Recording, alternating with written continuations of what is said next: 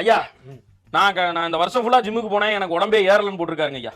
உடம்பு ஏறலையா? உடம்பு ஏறலைன்னா ஒண்ணும் கிடையாது, ஒன்னும் சிம்பிள். பச்சை அரிசியை தானமா கொடுங்க, மாட்டுக்கு 4 வாழைப்பழத்தை கொடுங்க. ஐயா அவனுக்கு உடம்பு ஏறாததுக்கு பச்சரிசி தானமா கொடுங்க, மாட்டுக்கு இதை கொடுங்க. அப்புறம் நான் சம்பந்தம் இல்லாம ஏன்டா கேட்டுட்டு இருக்கேன் அந்த கேள்வி? நான் ஜிம் ட்ரைனரா? அவ்வளவு விட பிடிச்ச உடம்பு உனக்கெல்லாம் ஏறவே ஏறாது, உடம்பு வாக அப்படி. கவலையே படாதேனா, இப்ப நான் சொல்ல போற 5 எஃபெக்டிவான டிப்ஸை படிப்படியா ஃபாலோ பண்ணினீங்கன்னா என்னுடைய கிளைண்ட்ஸ் எப்படி ஹெல்த்தியா வெயிட் கெயின் பண்ணாங்களோ அதே மாதிரி நீங்களும் பண்ணலாம். அதுக்கு முன்னாடி எளிமையான மற்றும் பயனுள்ள ஹெல்த் டிப்ஸ் கொடுக்குற என்ன மறக்காம ஃபாலோ பண்ணிக்கோங்க. உங்க உடம்பை ஏத்துறதுக்கு முதல் படி ஒரு ஹெல்த்தி வெயிட் கெயினை தூண்டணும். அதுக்கு ஒரே வழி வாரத்துக்கு 3 தடவை இன்டென்ஸான ஸ்ட்ரென்த் ட்ரைனிங் இல்லைன்னா ஃபங்க்ஷனல் ட்ரைனிங் பண்றது.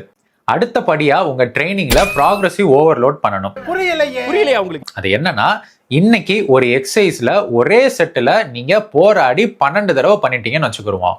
அடுத்த வாரம் அதே நாள் அதே எக்ஸசைஸ் பண்ணும்போது எக்ஸ்ட்ரா 1 தடவை பண்ணணும், அதாவது 13 தடவை.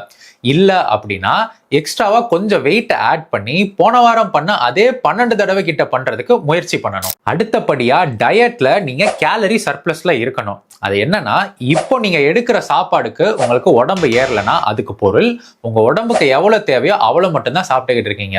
அப்போ குறைஞ்சது ஒரு 100 கேலரிஸ் எக்ஸ்ட்ரா எடுத்தீங்கன்னா தான் உங்க உடம்பு கொஞ்சம் கொஞ்சமா ஏற ஆரம்பிக்கும். அடுத்தபடியா டயட்ல நீங்க பண்ண வேண்டியது, எப்பெல்லாம் நல்லா ஏறிக்கிட்டு இருந்த உடம்பு திடீர்னு ஏறாம நிக்குதோ அப்பெல்லாம் கூடுதலா இன்னும் 100 கேலரிஸ் எடுங்க. புரோட்டீன் பொறுத்தளவுக்கு 1.2 gram protein per kg of body weight minimum எடுக்கணும். ஃபர்தரா கேலரிஸ் இன்க்ரீஸ் பண்றதுக்கு கார்போஹைட்ரேட்ஸ்க்கு இம்பார்ட்டன்ஸ் கொடுங்க.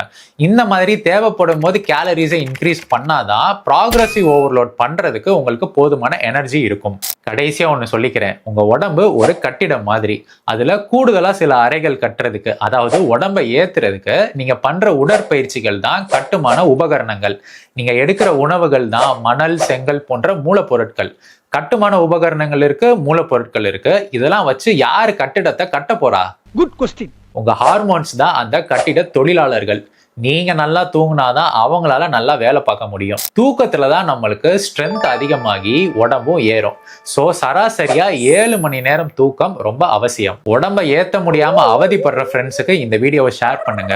நீங்க சொன்ன டிப்ஸ் எல்லாம் நல்லா இருக்கு, ஆனா எனக்கு ஃபாலோ பண்ணதான் கஷ்டம், அதுக்கு ஒரு மோட்டிவேஷனும் ப்ரொஃபஷனல் கைடன்ஸும் வேணும்னா இந்த வீடியோவை எனக்கு ஷேர் பண்ணுங்க. என்னுடைய டிரான்ஸ்ஃபர்மேஷன் ப்ரோக்ராம் மூலியமா நான் உங்களை கைட் பண்றேன்.